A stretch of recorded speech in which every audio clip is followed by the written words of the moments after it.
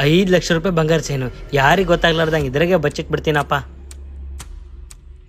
5 ಲಕ್ಷ ರೂಪಾಯಿ ಚೈನು ಹೆಂಗನ ಮಾಡಿ ಆ ಕಲ್ಲಂಗಡಿ ತಗೊಂಡ್ಬಿಟ್ರೆ ನನ್ನ ಲೈಫೇ ಚೇಂಜ್ ಆಗ್ಬಿಡುತ್ತೆ. ಅದನ್ನ ತಾನಕ್ ನಾನ್ ಬಿಡ್ಬೇಕಲ್ಲ. ತಮ್ಮ ನಾನು ಹೊರಗಡೆ ಹೋಗಿ ಬರ್ತಾ ಇದ್ದೀನಿ, ಅವಾಗ ಮಟ ಈ ಕಲ್ಲಂಗಡಿ ನೋಡ್ಕ.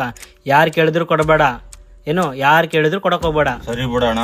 ಅಣ್ಣ ಅಣ್ಣ ಫುಲ್ ಕಲ್ಲಂಗಡಿ ಬೇಕಾ ಪೀಸ್ ಕಲ್ಲಂಗಡಿ ಬೇಕಾ? ಇದ್ಯಾವುದು ಬೇಡ, ನನ್ಗೆ ಇದೇ ಬೇಕು. ಇದು ತಗೊಳ್ಳಿ ಅಣ್ಣ ಕಲ್ಲಂಗಡಿ ಕೊಟ್ರೆ 500 ರೂಪಾಯಿ ಕೊಡ್ತೀನಿ ಅಣ್ಣ. 500? ಅಣ್ಣ ನಾನು ಈ ಕಲ್ಲಂಗಡಿಗೆ 10,000 ರೂಪಾಯಿ ಕೊಡ್ತಣ್ಣ. 10,000 ರೂಪಾಯಿನಾ? ಅಣ್ಣ ನಾನು 15,000 ಕೊಡ್ತಾನ. ಅಣ್ಣ ನಾನು 35,000 ಕೊಡ್ತಣ್ಣ. ಅಣ್ಣ ನಾನು 40,000 ಕೊಡ್ತಾನ.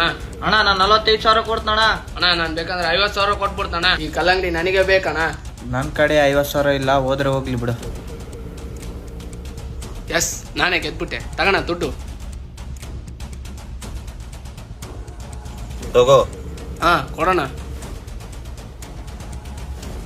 ಏನ್ ಮಗ ಏನ್ ಕಲ್ಲಂಗಡಿ ಕಾಣ್ತಾ ಇಲ್ಲ? Plan success? Plan success. ನೀನ್ ಹೇಳ್ದಂಗೆ ಕಲ್ಲಂಗಡಿ ಹಣ್ಣು 50,000 ರೂಪಾಯಿ ಮಾರಿಬಿಟ್ಟೆ. ಇದ್ರಾಗ ರೋಡ್ ಗೋಲ್ಡ್ ಚೈನ್ ಇಟ್ಟೀನಿ, ಹೆಂಗಾನ ಯಾರಿಗಾದ್ರೂ ಬಕ್ರಾ ಮಾಡಿ ದುಡ್ಡೆಲ್ಲ ಹೊಡ್ಕೊಂಡ್ಬಿಡ್ಬೇಕು. ಹಾ ಸರಿ.